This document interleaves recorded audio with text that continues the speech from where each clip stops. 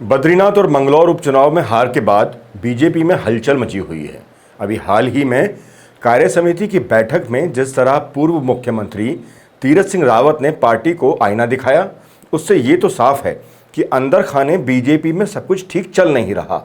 ऐसे में 2 उपचुनाव हार के बाद अब केदारनाथ में उपचुनाव होना है। अगर ये उपचुनाव भी बीजेपी हार जाती है तो पार्टी में बड़ा बवाल हो सकता है।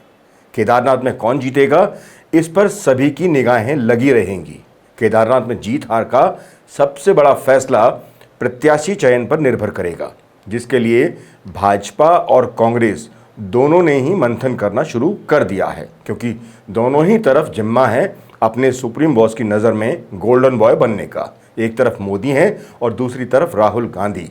और हाँ, जो सबसे ज़रूरी बात है वो ये कि जिस विधानसभा सीट केदारनाथ की हम बात कर रहे हैं, वो दोनों ही बड़ी पार्टियां यानी कांग्रेस और भाजपा दोनों के ही भविष्य की राह तय करेगा। यानी केदारनाथ चुनाव 2027 ही नहीं बल्कि आने वाले 2029 तक की गद्दी के सम्राट कौन होंगे, ये तय करेगा। केदारनाथ सीट पर 5 रावत और 1 कोठियाल में से किन्हीं 2 के बीच मुकाबला देखने को मिल सकता है, या कहें पांचों में से कोई एक केदारनाथ का विधायक हो सकता है। कांग्रेस की बात करें तो उनके पास मनोज रावत के रूप में स्थानीय नेता हैं, जो पहले भी विधायक रह चुके हैं। हालांकि पिछली बार भाजपा की दिवंगत विधायक शैला रानी रावत से वो अपना चुनाव हार गए थे। वैसे मनोज रावत की अच्छी पकड़ इस विधानसभा यानी केदारनाथ विधानसभा सीट पर मानी जाती है। कांग्रेस उनको भी चुनावी मैदान में उतार सकती है। यदि कांग्रेस मनोज रावत को ही चुनाव मैदान में उतारती है तो उनकी जीत इस बात पर निर्भर करेगी कि मनोज रावत के बीते पिछले 2 साल कहां गुजरे, वह इन 2 सालों में क्षेत्र में कितना रहे, कितना उन्होंने क्षेत्र के लिए संघर्ष किया। इसके अलावा कांग्रेस खेमे में जो दूसरा नाम सामने निकल कर आ रहा है वो है हरक सिंह रावत का। एक बड़ा धड़ा चुनाव लड़ाने की उनको बात कर रहा है। इस धड़े का मानना है कि मनोज रावत उतने प्रभावी अब नहीं रह गए हैं कि वो बीजेपी को मात दे पाएं। इसलिए पार्टी ऐसा चेहरा इस सीट पर चाहती है जो एक कद्दावर नेता हो और जिसे किसी भी परिस्थिति में चुनाव जीतना आता हो। ऐसे में वो धड़ा हरक सिंह रावत को चुनाव लड़ाना पार्टी की जीत की गारंटी मान रहा है।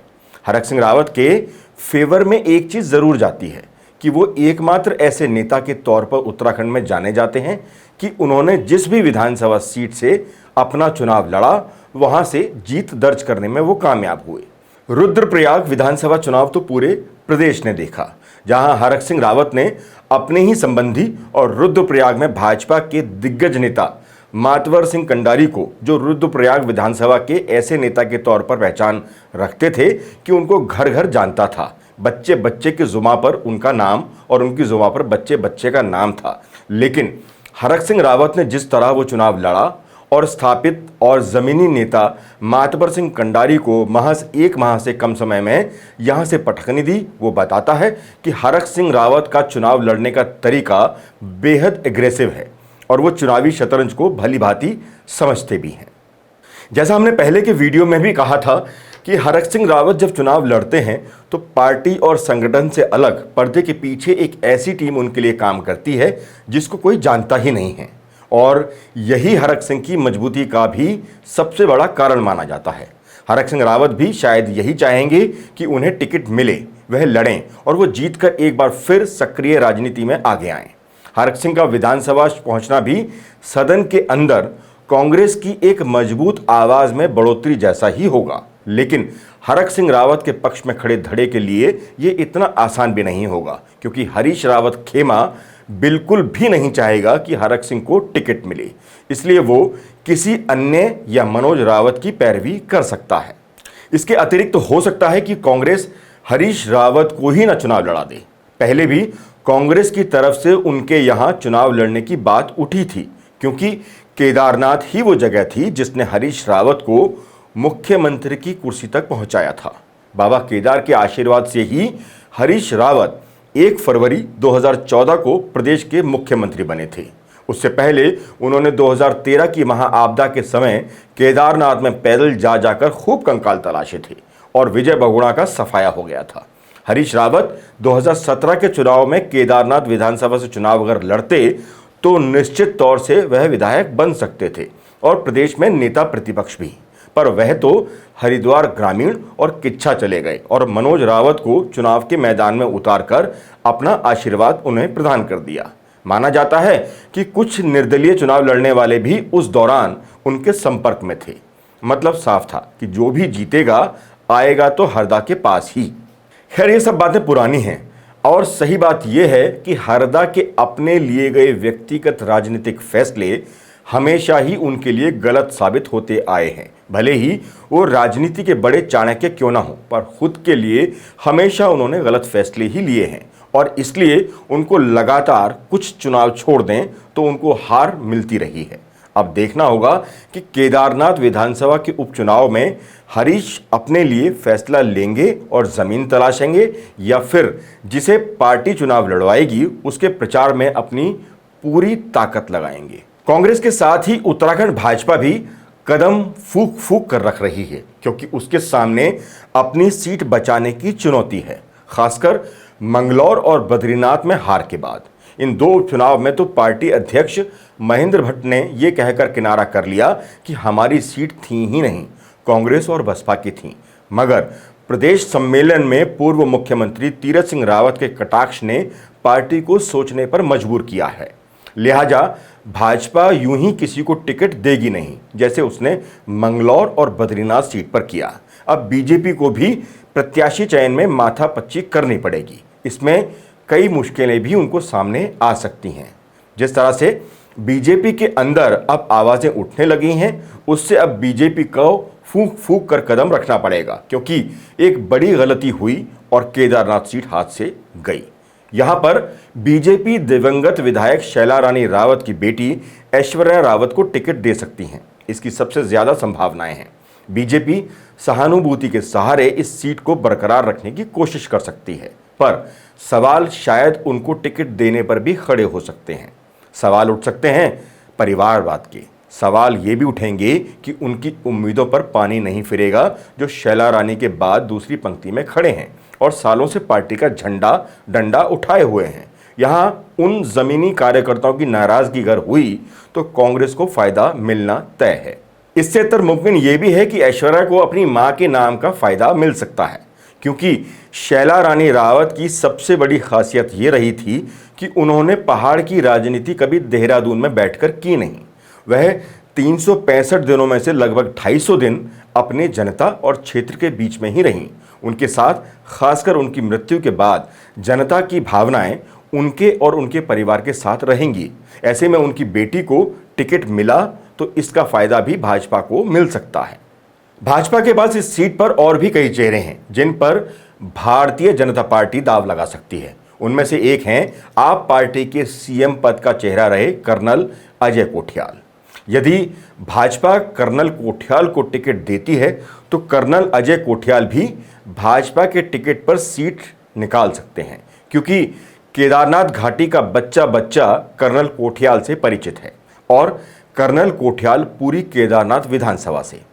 माना जाता है कि केदारनाथ आपदा के समय उन्होंने यहां बहुत काम किया और इसी कारण उनकी इस पूरी विधानसभा में काफ़ी अच्छी पकड़ मानी जाती है। मगर भाजपा का एक चेहरा और है, आशा नौटियाल, जो 2002 से 2012 तक विधायक रही हैं, जिस पर भाजपा खेल सकती है केदारनाथ में दांव। फिलहाल वो महिला मोर्चा की उत्तराखंड प्रदेश अध्यक्ष हैं, पर काफ़ी समय से दावेदारी करती आ रही हैं। उनकी पकड़ केदारनाथ विधानसभा में बहुत मजबूत मानी जाती है।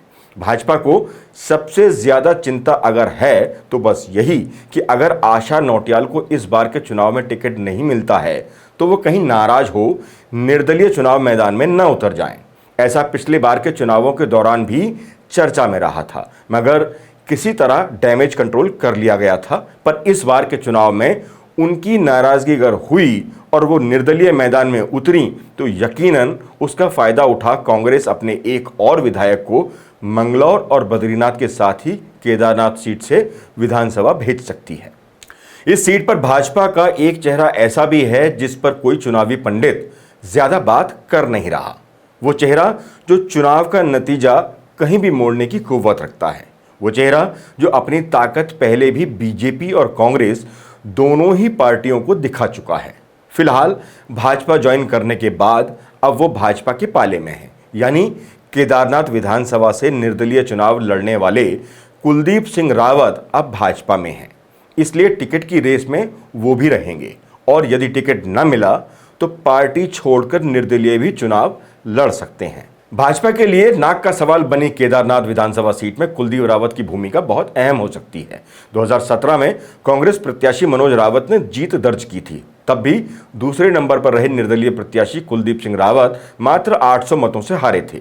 इतना ही नहीं, 2022 में जब मोदी के चेहरे पर पूरे प्रदेश में बीजेपी प्रचंड बहुमत लाने में कामयाब हुई, तब वो ही दूसरे स्थान पर रहे थे और मोदी की प्रचंड लहर के बीच भी मात्र 8000 मतों से दिवंगत तत्कालीन विधायक शैला रानी रावत से हारे थे।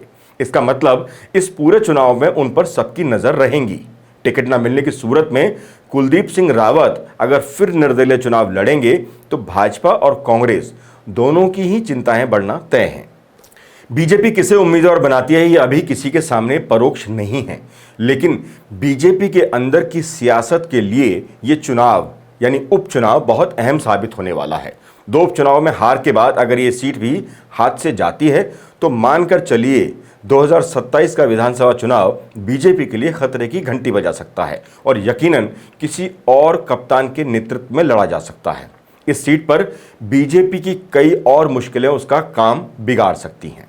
मसलन ताजा मामला अभी केदारनाथ दिल्ली में बन रहा मंदिर विवाद भी है, जिसका असर पूरे प्रदेश में देखा जा रहा है। हालांकि इस बीच सरकार मंदिर बनाने वाले ट्रस्ट पर ही पूरी जिम्मेदारी बता रही है, लेकिन इसका जो मैसेज पूरे प्रदेश में गया है, खासतौर पर केदारनाथ में, वो भाजपा की मुश्किलें बढ़ा रहा है। तीर्थ पुरोहित पंडा समाज के साथ साथ स्थानीय निवासियों ने जिस तरह से भाजपा को चेतावनी दी है, ये नाराजगी आने वाले चुनाव में वोट की चोट के रूप में भी सामने आ सकती है। अभी हाल ही में केदारनाथ सोना चोरी विवाद ने भी फिर से तूल पकड़ा है। जब शंकराचार्य अवि मुक्तेश्वरानंद ने इस पर सवाल उठाए हैं, ये विवाद भी भाजपा की गले की फांस बना हुआ है। जिनको खुद प्रधानमंत्री नरेंद्र मोदी झुककर प्रणाम कर रहे हैं, नतमस्तक हैं, उन्हीं शंकराचार्य पर भाजपा प्रवक्ता सवाल खड़े कर रहे हैं। उससे भाजपा की हिंदुत्व की छवि भी और कुंद पड़ती जा रही है। ये सब जनता के बीच सरकार का अच्छा संदेश तो कतई नहीं है। उस पर कांग्रेस केदारनाथ धाम बचाओ यात्रा भी शुरू कर रही है। ये सब बेहद मुश्किल संकेत हैं फिलहाल भाजपा के लिए। बाकी स्थानीय मुद्दे तो हैं ही। अयोध्या, बद्रीनाथ जैसी कई हिंदुत्व का प्रतीक माने जाने वाली सीट हारने के बाद अगर गलती से केदारनाथ सीट भी भारतीय जनता पार्टी के हाथ से चली गई तो ये तो तय है कि भाजपा 2027 का चुनाव किसी और कप्तान यानी मुख्यमंत्री के नेतृत्व में लड़ेगी, क्योंकि जीत की मशीन कहे जाने वाले नरेंद्र मोदी और अमित शाह कुंद होती तलवार की धार किसी और के भरोसे नहीं छोड़ने वाले हैं। इसके लिए यकीनन उस तलवार को वो किसी और तलवारबाज के हवाले करने में देर लगाएंगे नहीं। तो साफ है, पुष्कर सिंह धामी के लिए केदारनाथ सीट करो या मरो वाली कहावत की तरह ही है, जिसे वो हर हाल में लपक कर अपने 5 साल के कार्यकाल का रिकॉर्ड जरूर बनाने की कोशिश करेंगे, जो अभी तक 24 साल में सिर्फ एनडी तिवारी के नाम पर ही अंकित है। आज के लिए बस इतना ही। नमस्कार।